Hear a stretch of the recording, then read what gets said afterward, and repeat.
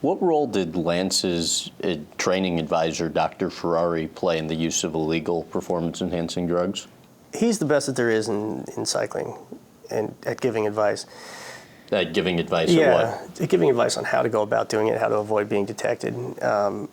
He must have had sources within the anti-doping labs and other sources that would tell him how the tests worked, because they often try to keep it secret. But the things that we did were fairly well known anyway. We didn't do anything extremely exotic that I know of. If Lance did other things that we weren't doing, then I certainly didn't know about it. But blood transfusions, for example, and things like that, they're really not that complex, but he was the guy you'd go to ask him how to do it. He wouldn't physically show up at the tour. By that time, there probably was a time in his career, in his life, when he did. But by this time, he had been investigated once in Italy, and he didn't want to be seen around the team and things like that. So I know that the doctors and the riders had contact with him and gotten advice from him, but he didn't physically show up there and do this stuff. This was the doctors the team had hired. What about the role Johan Bruyneel played?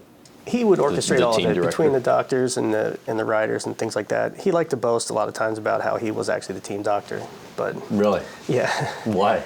Well, because he did. I mean, he was really knowledgeable about it, and like I say, it's not highly scientific stuff. I mean, you just have to physically know the amounts you can use and what you can use and things like that. And he liked to be the guy that knew what was going on and liked to orchestrate it all. And he was good at it. I mean, he's a smart guy. He was a good director. What about Coach Chris Carmichael? Well, he was a complete smokescreen. He's not a coach at all. Lance, at some point, decided to create a business. And Lance was, if I understand it correctly, at least he or some of his friends had equity stakes in this Carmichael Training Systems, which is his coaching business. And so it served a couple purposes. In fact, it was well known that Dr. Ferrari had at least questions and investigations into his giving advice for doping and cycling in the past. And so Lance didn't wanted to be seen as Ferrari was his coach. So they created a business to make some money with Carmichael Training Systems, and at the same time, it just deflected the information away from Ferrari being Lance's coach. But I can tell you that it didn't take me long to figure out that Carmichael had nothing to do with coaching Lance. Nothing whatsoever? No, because the first few months that I spent training with Lance in St. Moritz, you could check on Chris Carmichael's website to see what Lance had done that day, and I had physically spent the time with him. I knew what he did. I did what he did, and it was just fabricated. It wasn't even close. But he wasn't there. I mean, we never saw Chris Carmichael except maybe at the tour he would come with some of his clients. I would venture a guess that Carmichael talked to Lance once a month and not about training. He's not the coach. What about Lance's agent, Bill Stapleton? You know, I crossed paths with him quite a bit here and there. Never had any really long conversations with him. I talked to him about at the end of 2002 when I was negotiating a contract for 2003 and 4 in his office about it. And he let me know perfectly clearly that he understood what was going on in cycling with the doping, and he understood how much I had done and how much there was to go if I wanted to do it. And it was his way of saying he knew how much potential I had at that point. But to me, he seemed more of a sinister character. I never really liked him, and I didn't really have that much reason to be around him too much, so I didn't really spend a lot of time getting to know him. After you were already on the Postal Service team, you made some negative comments to a reporter about UCI dealing with the fact that you still hadn't been paid from a team you raced on prior to the Postal Service team, the Mercury team. What did Lance say to you after that?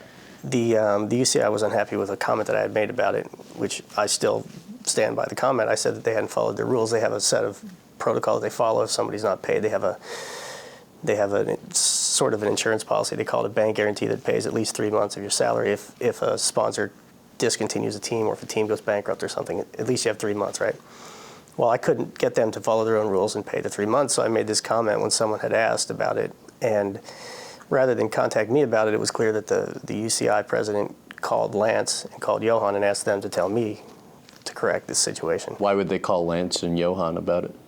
At the time, it wasn't clear to me how much power those guys had with the UCI and what had transpired. I mean, I was still learning things at that point, but what I know now it makes perfect sense. The easiest thing to do was to call them because they're all in it together. I mean, between Johan and Lance and the UCI at that time, that's who ran cycling. And so why not just ask them to do it? They're my employer. I mean, it makes sense now. At the time, it seemed completely out of the ordinary. And how surprising would that be that UCI, Lance, and Johan would be working together?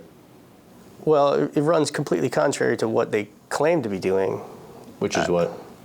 Well, the UCI claims to be the federation that runs cycling from a neutral standpoint and is there to promote races, a few races, and to enforce the rules. I mean, they're the governing body. So to have a vested interest with a particular team, and that particular team have the best rider in the world, and I mean, all of it is a conflict of interest. But So what did Lance say to you? he told me that he understood that I might be telling the truth. He didn't really care about the details, I don't think. But he said, look, we're going to need these guys at some point in the future, so you're going to have to apologize to Verbruggen. Mr. Verbruggen was the president at the time, and retract your statement, because if you don't, when we need these guys, they're not going to be there.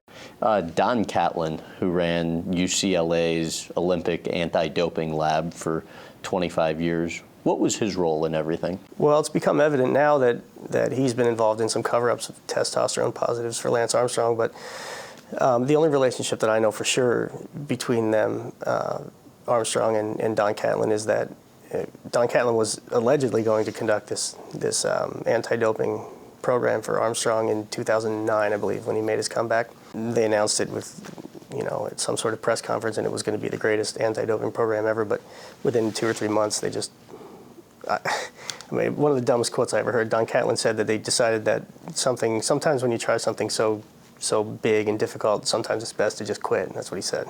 The negotiations with Postal after Phonak offered you a $500,000 a year contract, or a $500,000 contract, how did they go? Johan came to me at one point during the Tour de France and told me they would like to keep me on the team. This was 2004, and my contract expired at the end of that year.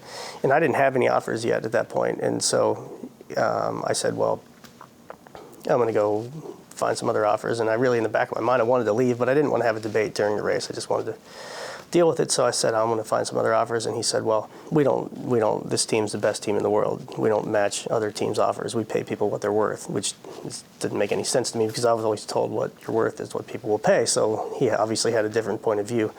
He said, okay, well, go find some offers and let me know what they are. And so when I finally got some offers, I had a couple from some other teams, and they were more or less the same amount of money.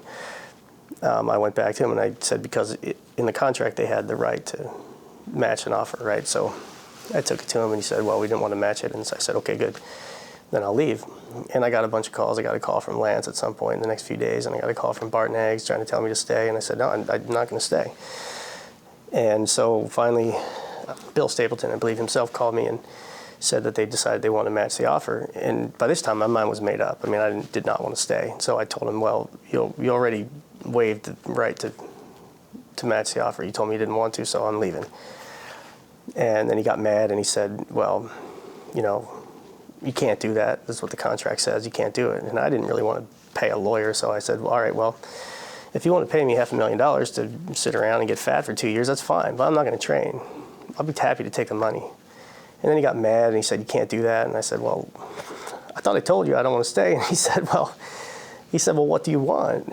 And I think I told him, I think I doubled it. I said, I want $1 million. And then he got even more mad and he said, this is bull. And then he had Lance call me and tell me how disloyal I was and everything they had done for me, and that I would be living on the streets, and some long bull story. And eventually I just never talked to him again. But actually I did talk to him again following that, because on the same subject. The team, we weren't sure about whether Phonak was going to continue because of an incident with Tyler Hamilton that fall. And so they called me again and asked if I wanted to come back. And I told them no again. And then they were even more mad than the first place. But anyway, I didn't talk to him after that for probably a year. I mean, I raced beside Lance, didn't say a word. To what extent did that incident, that situation, make you both enemies of each other? I guess you could say we're enemies of each other. He went out of his way, and he had his team go out of their way to damage my results when he wasn't there to win. Like, I remember a race at the Dauphiné, the race before the Tour in 2005. What would they do?